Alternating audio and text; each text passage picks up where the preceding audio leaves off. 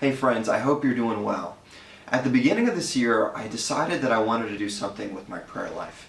Rather than just kind of focusing on the now and praying about things as they currently are, I wanted to commit to about 5 things I could pray for throughout the year of 2016. And when I was coming up with these ideas, I realized, hey, these things are really good not only for myself, but also to share with my community of friends and supporters. These are things I want to invite you guys to also be praying about. So, I'm calling them impossible prayers because I realize that by my own strength, by my own will, all of these things are impossible. But by the power of God, these things are possible.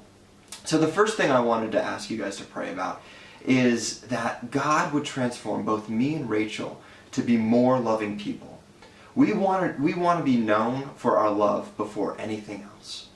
The second thing I'd ask you guys to be praying about is that Rachel and I would be able to commit to God daily, regardless of how we feel and regardless of the circumstances. Specifically, we want to see a consistent devotional life with God, and that these devotional lives would not just be informational, but they would be formational, so that with the people that we interact with on a day-to-day basis, they would see a reflection of God.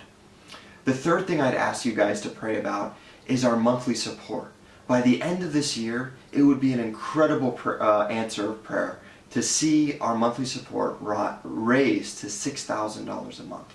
This would free us up next year to focus on lifting up the ministry at NYU and supporting that in a greater capacity.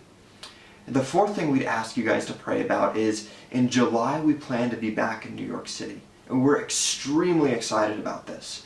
But we know the transition can be a little rocky. So what we're asking you guys to do is to please be praying that God would give us an apartment that can become home and that we can be hospitable with. But also for Rachel's job, that she would be able to find a job that she can smoothly transition to after she graduates here in London.